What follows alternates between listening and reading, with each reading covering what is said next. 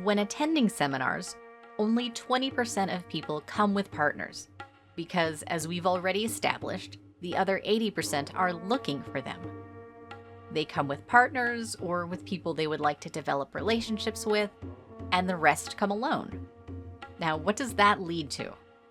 Interestingly enough, at our seminars, the number of men and women often coincides. Sometimes we intentionally form a group so that the number of men and women is equal. People find their partners not visually, not based on who they like or how they look. There's even a practice where people are blindfolded, and simply by feeling, by the touch of hands, they find the partner with whom they'll do that day's practice. Now, first, we need to clarify what tantric practice is. It is not an orgy, as is often thought nowadays. It is an interaction where you exchange energy with another person.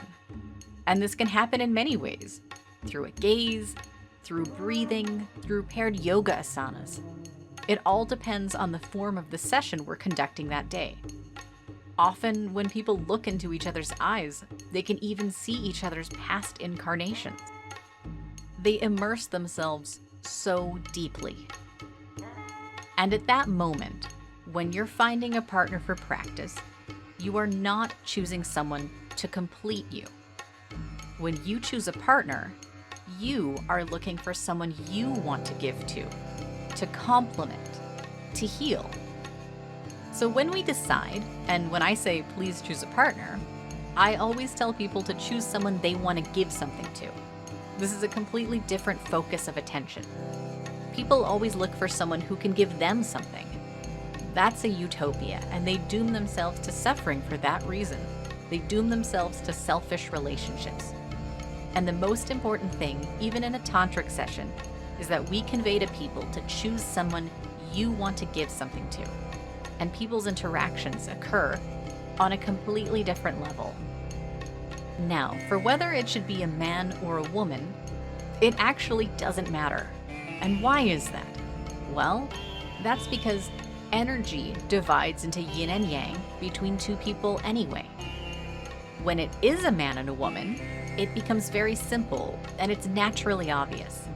The man is yang, manifesting activity, strength, and protection. The woman becomes yin, manifesting softness, care, and tenderness. This is obvious. But sometimes pairs are formed with a woman and a woman. And this is quite natural. It's normal because at that moment, one of them becomes more yang. She's naturally more active and accepts the flow of energy. She needs it, and it is necessary for her now. The same happens in male-male pairs. Men rarely pair with men unless they're truly in love with each other or come in together. In such cases, the energy flow also distributes. Someone becomes more yang, someone more yin. Therefore, tantric interaction is also possible, but becomes somewhat more complex, because if you take on the yang role, you have to maintain it for the tantra to happen correctly. A male-female pair is simply easier. Undoubtedly, there are more women in tantra classes because, firstly, women are more inclined to learn in general. They enjoy learning, they like exploring themselves, and women very much like going inward.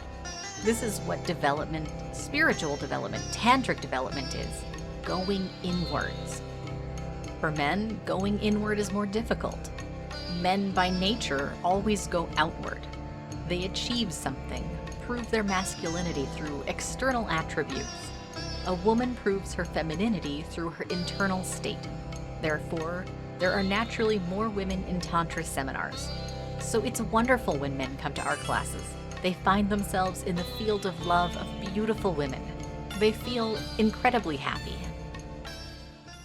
In our extreme times, when the fate of the entire planet is at stake, it is crucial for the knowledge of angels and benevolent spirits to spread as quickly as possible, globally, and reach thousands of people. In this way, we can change the future of all humanity. Which is why we are addressing you, dear soul of light. Spread the knowledge about our wise books and films. Share links to videos or cartoons. All of this is available and free. Invite women to individual practices, webinars, and seminars, and the Great Spirit of Light will help you and your family. It will direct an enormous amount of energy to fulfill all your desires. Benevolent spirits and angels will assist you and your loved ones in all matters. A thread of light and love extends from your heart to the hearts of thirsty women, and the creation of good and the dissemination of enlightened knowledge throughout the world begins. Become part of the mission of light. Help people, and God will help you.